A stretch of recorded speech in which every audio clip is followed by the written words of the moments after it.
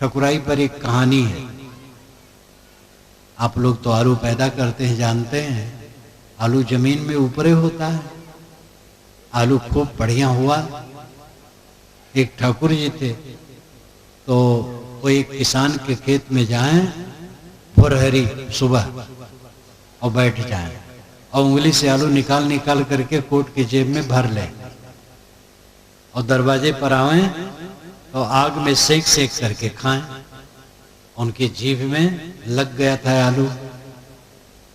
तो किसान देखा, एक दिन, 2 दिन, 3 दिन तो काफी निकल जा रहा है, कौन निकालता है। तो रात ही में आकर के किसान खेत में एक जगह लेट गया। अब ये टाइम से आए ठाकुर जी, बैठे आलू निकालने लगे। तो उठा, कहा ठाकुर साहब ये आपका काम ठीक नहीं है। उन्होंने कहा चुप बदमाश, मैं टट्टी कर रहा हूं। ये हुजूर यहां कहां टट्टी है? तो कहा दे एक टट्टी पड़ी है, तो सूखी टट्टी पड़ी थी। ये हुजूर ये तो सूखी है, मैं ठाकुर हूं, सूखी हग्गू गीली हग्गू,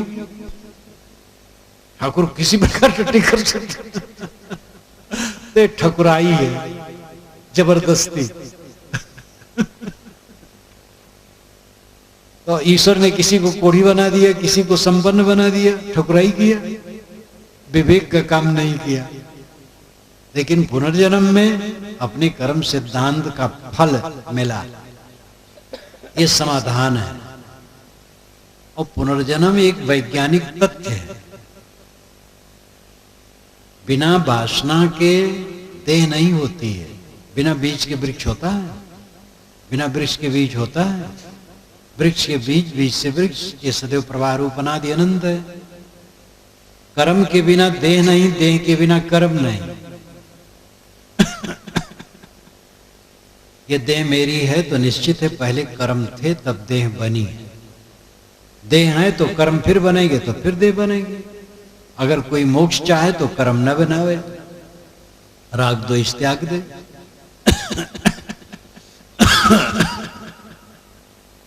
राग द्वेष से कर्म बंधन बनते हैं, राग द्वेष त्याग देने से कर्म बंधन नहीं बनते। तो राग द्वेष का त्याग करना मोक्ष का साधन है। और राग द्वेष में जब तक पड़ा है जीव तब तक कर्म बंधन में पड़ा है और पुनर्जन्म चक्कर में घूमता है।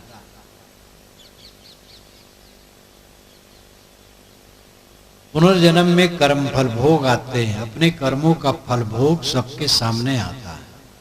जो करो सो भरो। पाप पुण्य 2 कर्म होते हैं, ये सब जानते हैं। पाप क्या है, पुण्य क्या है? लोग तो ईश्वर और देवता के नाम पर निरीह प्राणियों का गला काटना भी धर्म मानते हैं। ये धर्म नहीं है, ये संप्रदायों का ढकोसला है। अपनी जीभ लपलपाती है मांस खाने के लिए, तो धार्मिक भी बन जाते हैं कि हम भगवान को अर्पित करके खा रहे हैं, देवता को अर्पित करके खा रहे हैं। तो भगवान और देवता का नाम ले लो तो चाहे जो करो सब चलता है। ये धांधलेबाजी है। लेकिन कोई ईश्वर, कोई देवता कठोर नहीं होता है। साधारण आदमी भी कठोर नहीं होता है, किसी प्राणी की हत्या पसंद नहीं कर सकता है। तो ईश्वर और देवता कैसे पसंद करेगा किसी की हत्या? इसलिए ईश्वर और देवता के नाम पर जो जीव वध करते हैं वो जबरदस्ती करते हैं। ईश्वर और देवता के सिद्धांत को समझते ही नहीं।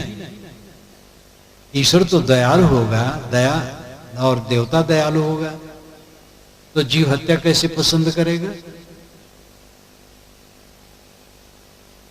इसलिए जीव हत्या कभी भी धर्म नहीं हो सकता है। धर्म क्या है? ईश्वर में कई बार कहा हूं, संयम और शील। अपने पर संयम और दूसरे के लिए दयाशील का बर्ताव। पाप क्या है? अपनी इंद्रियों को चंचल करना, मन को चंचल करना और दूसरे को तकलीफ देना। पुण्य क्या है? अपने मन पर संयम, इंद्रियों पर संयम और दूसरे के लिए अच्छा बर्ताव। यही पाप पुण्य की परिभाषा है।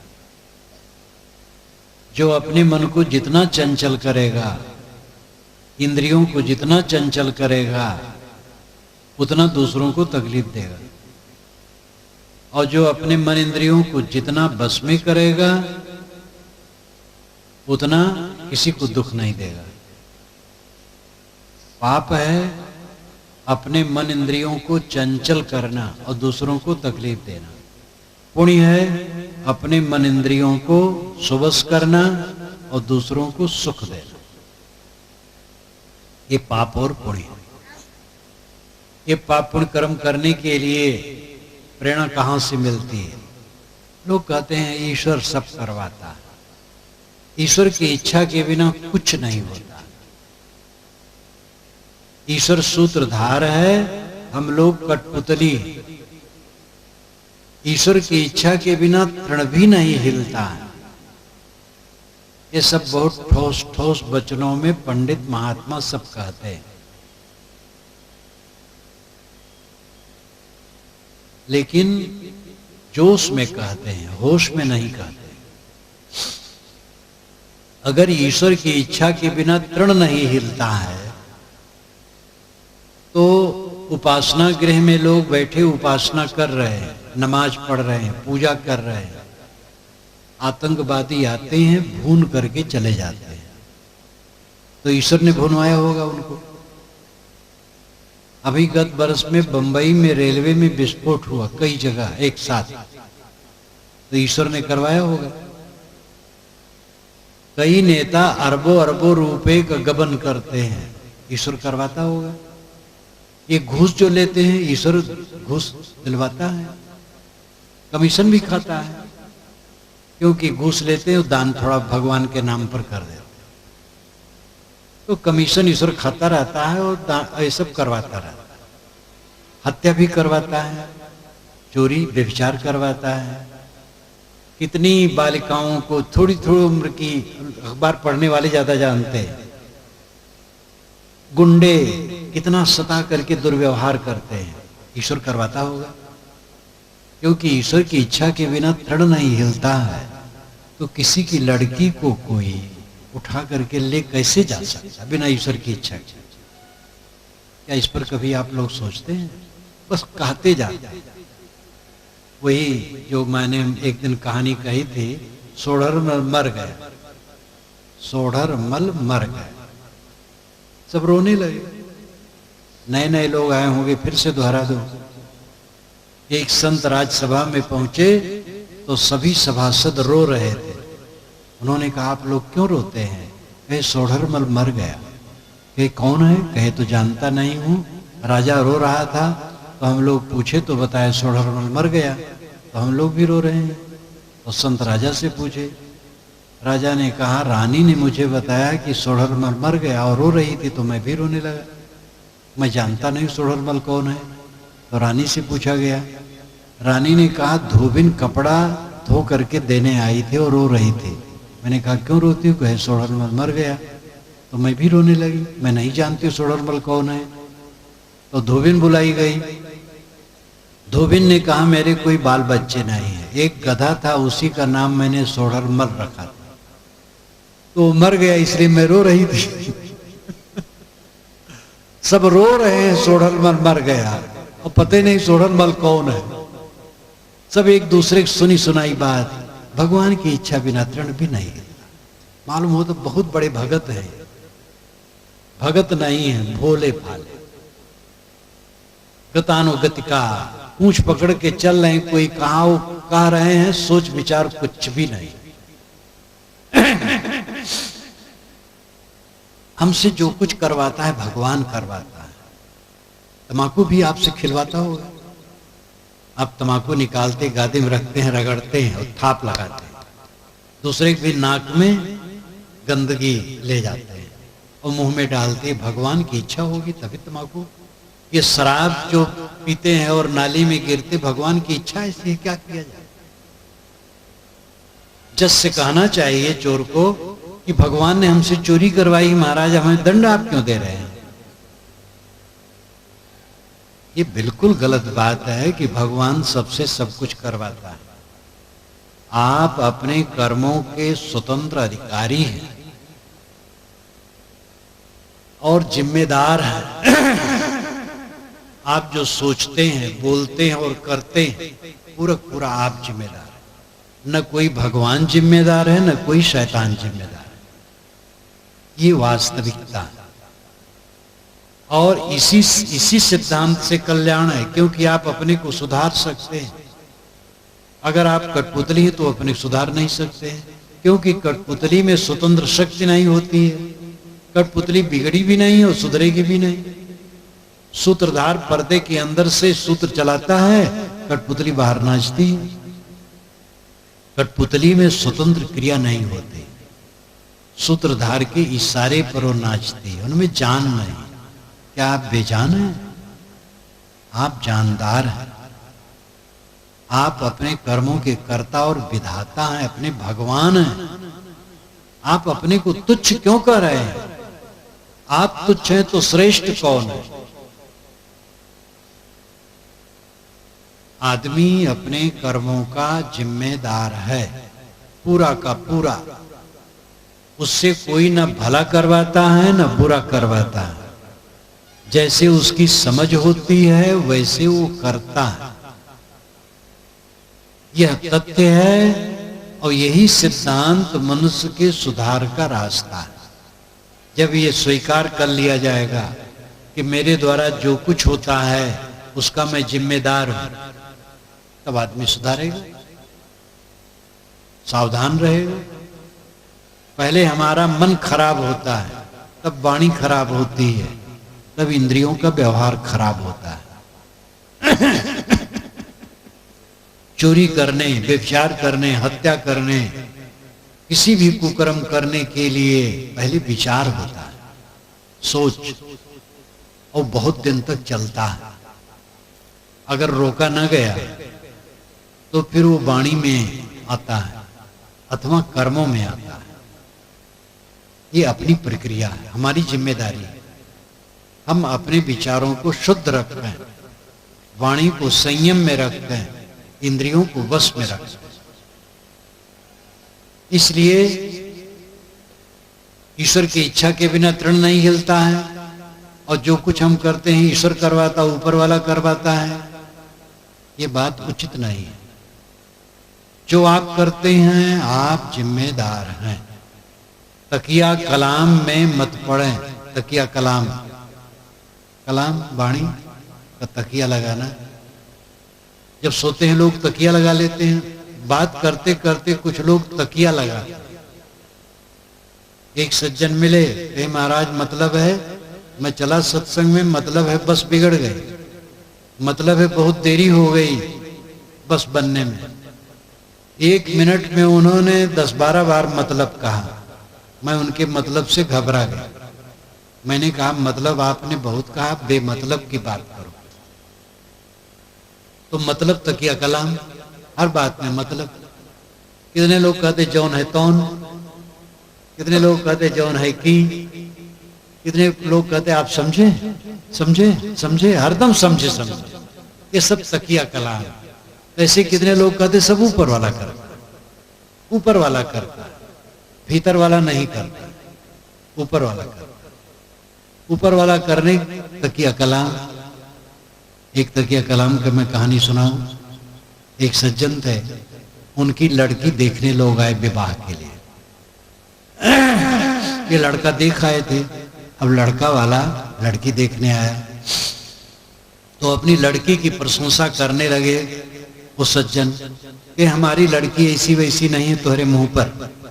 हर बात पर वो कहते थे तुम्हारे मुंह पर। इन्हीं अपने को बहुत साफ समझते थे और कहते थे हम तुम्हारे मुंह पर कह रहे हैं, सच सच है, हमारी लड़की ऐसी वैसी नहीं तुम्हारे मुंह पर।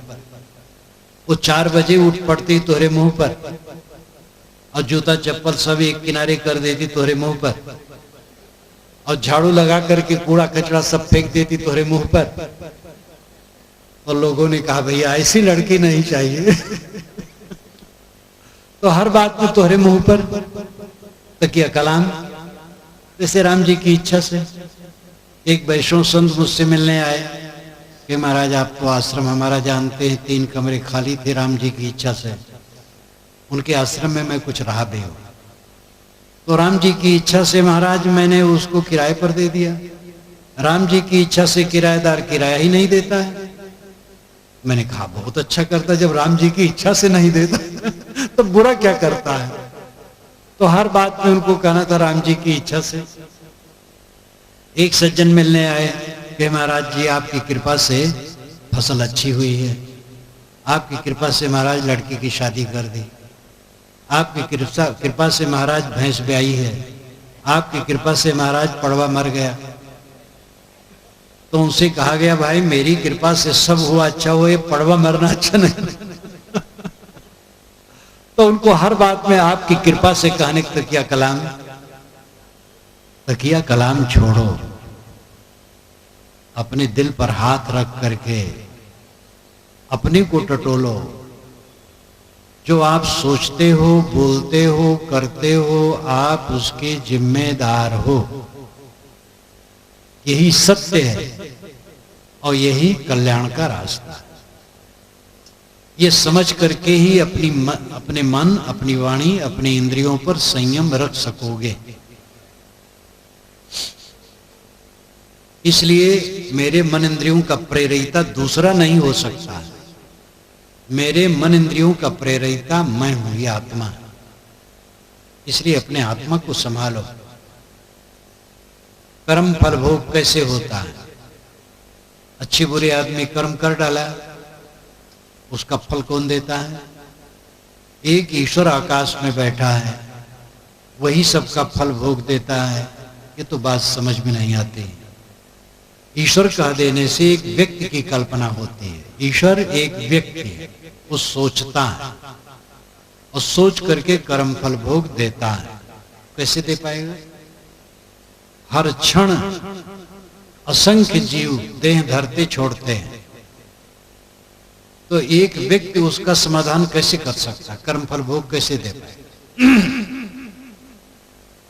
ध्यान दीजिए, एक किसान है, 1 एकड़ में उसने गेहूं बोया और हर गेहूं के दाने को फोड़ करके उसे अंकुरित करना हो तो नहीं कर पाएगा। लेकिन मिट्टी, पानी, धूप, गर्मी, हवा, प्रकाश, ऋतु, सारी योग्यताओं के संपादित होने पर करोड़ों एकड़ के बीज एक साथ उग जाए। व्यक्ति का काम सीमित होता है, नियम का काम निस्सीम होता है। किसान एक एक बीज को फोड़ फोड़ के अंकुरित करे तो नहीं कर पाएगा, लेकिन नियम करोड़ों एकड़ के बीज एक साथ उग जाएंगे। ईश्वर व्यक्ति नहीं है, ईश्वर नियम है। ये ध्यान दीजिए। वेद में ऋत कहा गया है, ऋतस्य तंतुम विततम। ऋत के तंतु सर्वत्र परिपूर्ण, ऋत नाम नियम। नियम से फूल खिलते हैं, नियम से भूचाल आता है, नियम से वर्षा होती है, नियम से ऋतुओं का परिवर्तन होता है। वो नियम स्वयंभू है, प्रकृति का अपना स्वयंभू नियम। नियम सर्वत्र व्याप्त है, ये नियम ईश्वर है। नियम से कर्म फल भोग होता है। खेत में वही बीज पड़े हैं जो आषाढ़ सावन में उगते हैं, और वही बीज पड़े हैं जो कुआर कार्तिक में उगते हैं। सब बीज पड़े हैं, लेकिन जो कुआर कार्तिक में उगने वाले बीज हैं वो चुपचाप पड़े रहेंगे, सावन भादों में उगेंगे नहीं। जब कुआर कार्तिक आएगा, योग्यता पाएंगे, तब उगेंगे। उनमें चेतना नहीं है, स्वभाव है, नियम है। सारा संसार नियम में बद्ध है। पानी कौन बरसाता है? भगवान बरसाता है। तो ठीक से क्यों नहीं बरसाता है? कोई उत्तर नहीं। ऐसा बरसाता है कि गांव का गांव बह जाता है, और ऐसा वर्षण कर देता है कि सूखा पड़ करके हाय हाय होता है। उस चारा बिना पानी बिना मरते हैं।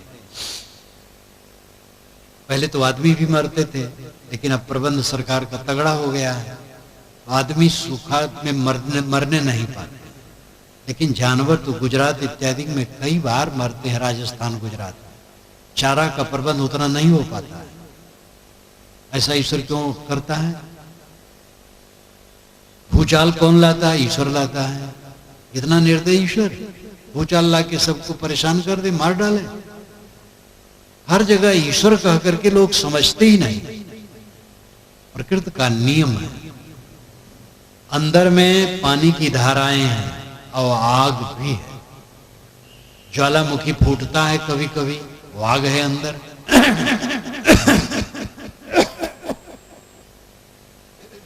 पानी की धारा बह रही है, नदी नदी जैसी जमीन के अंदर, उधर आग है।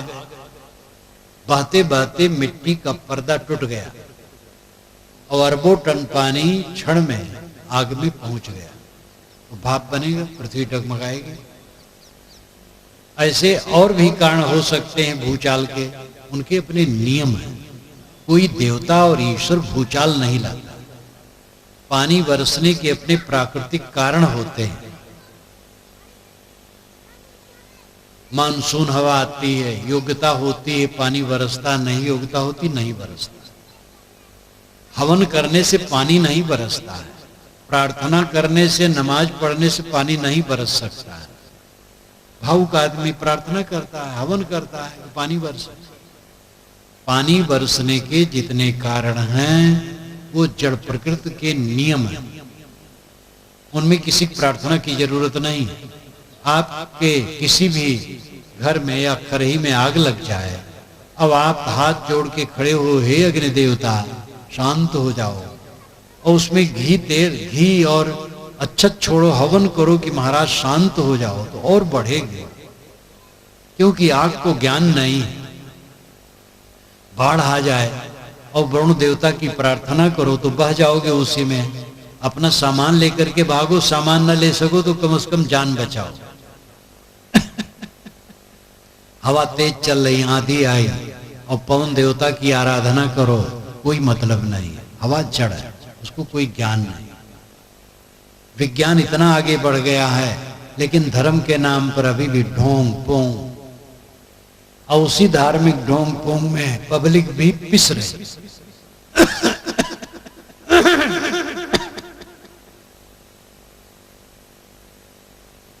पानी बरसने के कारण, भूचाल आने के कारण,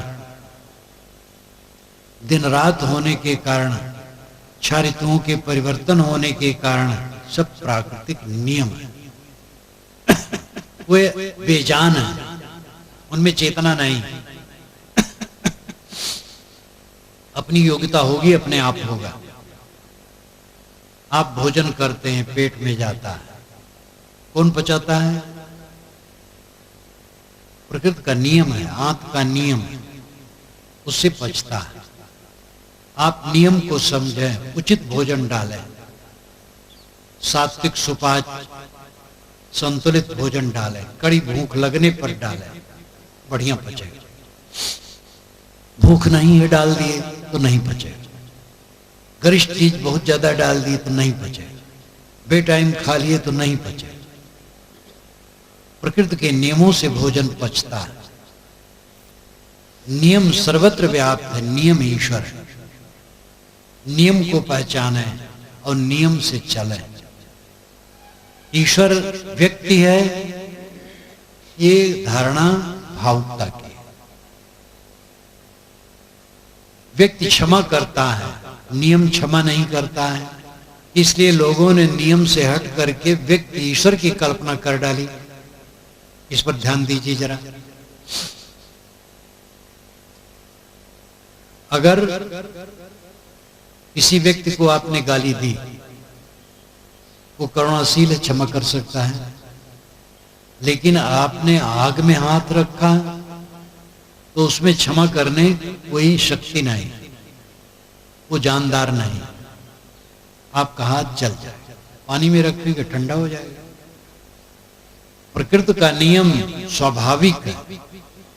प्रकृति में क्षमा नहीं है। प्रकृति में पुरस्कार और तिरस्कार, दंड दोनों स्वाभाविक होता है प्रकृति से, उसमें क्षमा नहीं। आप भोजन कर लो, ज्यादा भोजन कर लो और भगवान का नाम लो, देखो पचता है कि नहीं पचता। संतुलित खाओ, भगवान का नाम लेने की जरूरत नहीं, अपने आप पच जाएंगे। गलत काम करने से, भगवान का नाम लेने से कहीं शांति मिलती है? गलत काम न करो, शांति अपने आप रहेगी। वैसे नाम लेना बुरा नहीं है।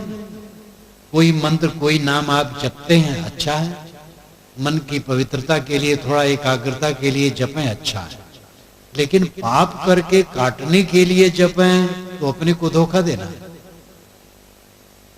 और किताबों में ऐसा लिखा है, 18 पुराण और महाभारत, इन 19 जिल्दों में से अगर छांटा जाए तो 40,000 श्लोक ऐसे निकलेंगे जो दिमाग खराब करा हुआ, अंधविश्वास और कर्म सिद्धांत को नष्ट करने वाले हैं।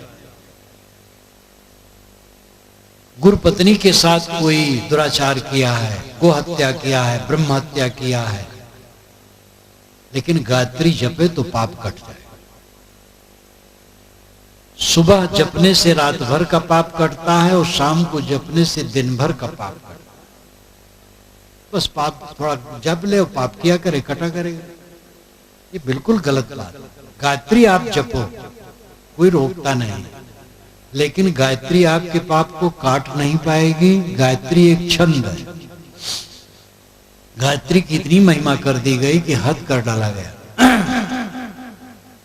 जैसे हिंदी में अरिल, कवित, दोहा, चौपाई, सवैया छंदों के नाम हैं, वैसे वेदों के छंदों के नाम हैं गायत्री, बृहति, पंक्ति, जगति, उष्णिक इत्यादि। बहुत से छंद होते हैं। गायत्री एक छंद है जिसमें 24 अक्षर होते हैं। और ये प्रसिद्ध गायत्री, तत्सवितुर्वरेण्यं भर्गो देवस्य धीमहि धियो यो न प्रचोदयात्, इसमें 23 अक्षर है। ये विश्वामित्र की रचना है। ऋग्वेद के 3 मंडल के 62वें सूक्त का 10वां मंत्र है। और इसमें 23 अक्षर होने से इसको निचृत गायत्री कहते हैं। अशुद्ध गायत्री, निचृत अशुद्ध गायत्री, यानी छांदिक दृष्टि से अशुद्ध है, लेकिन अर्थ की दृष्टि से शुद्ध है। गन्ना टेढ़ा होता है, रस टेढ़ा नहीं होता है। नदियां टेढ़ी होती हैं, पानी टेढ़ा नहीं होता है।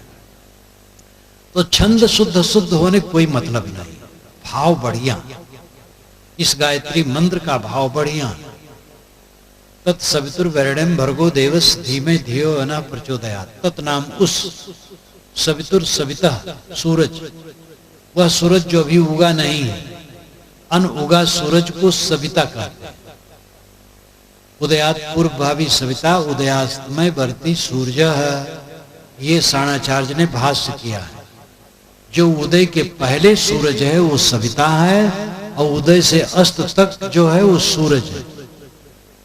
तो जो सूरज अभी उगा नहीं है उसकी प्रार्थना है। तत्सवितुर, उस सविता, अन उगा सूरज, वरेण्यं, वर्ण करने योग्य, भर्गो, प्रकाश स्वरूप, देवस्य, देवता का, धीमहि, ध्यान करते हैं, धी बुद्धि, यो जो, न हमारी, प्रचोदयात् प्रेरता है। हम उस सविता का ध्यान करते हैं जो प्रकाश स्वरूप है और हमारी बुद्धि को प्रेरता है।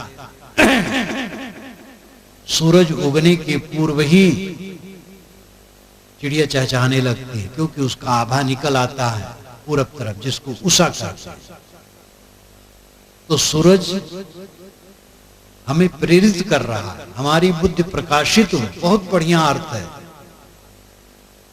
लेकिन आगे चल करके जब वर्ण व्यवस्था हुई, तब ब्राह्मण, क्षत्रिय, वैश्य को दीक्षा देने के लिए कोई मंत्र की कल्पना हुई। तब पंडितों ने इसी मंत्र को चुना और इसमें मिलाया ओम भूर्भुवः स्वः।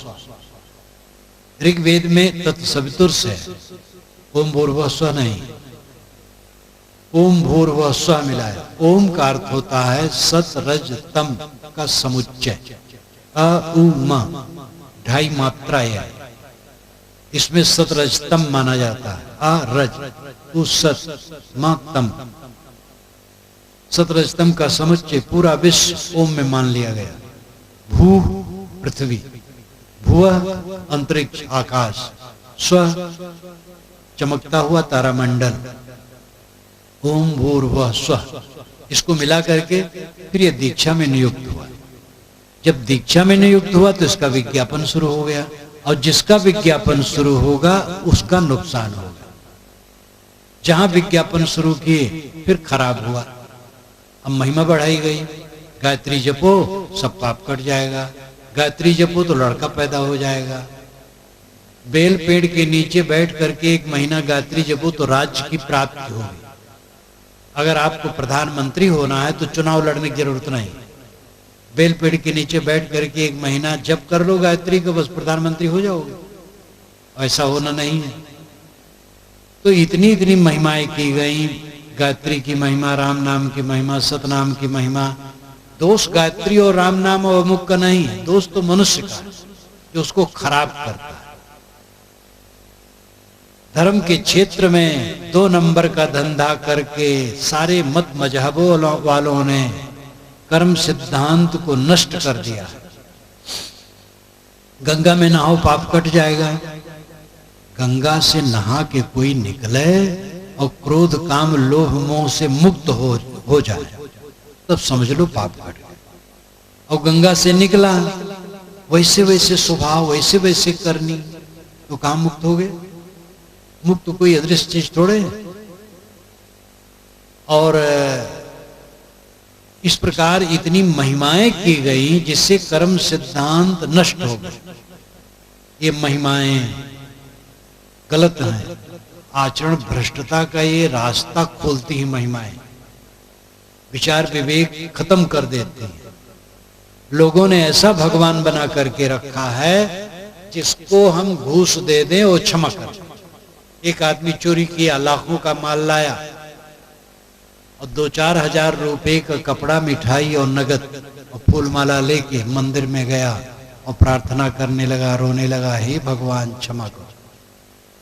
भगवान क्षमा कर दिया, क्योंकि मिठाई पा गया, कपड़ा पा गया, नकद पा गया, कमीशन मिल गया उसको, तो क्षमा कर दिया। घूस लेने देने के आप आदी हैं तो भगवान को भी घूसखोर बना दिए। लेकिन ये बताओ, क्षमा कराने का कोई अच्छा तरीका है? चोरी करो इंसान के घर में और क्षमा मांगो भगवान के घर में? जिसके यहां चोरी किए हो उससे क्षमा मांगो।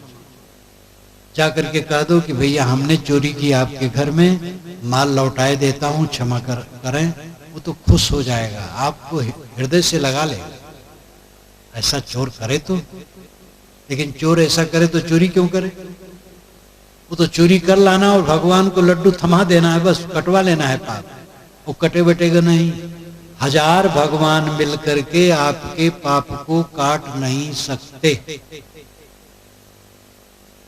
पाप कर्म छोड़ना पड़ेगा, तब उद्धार है।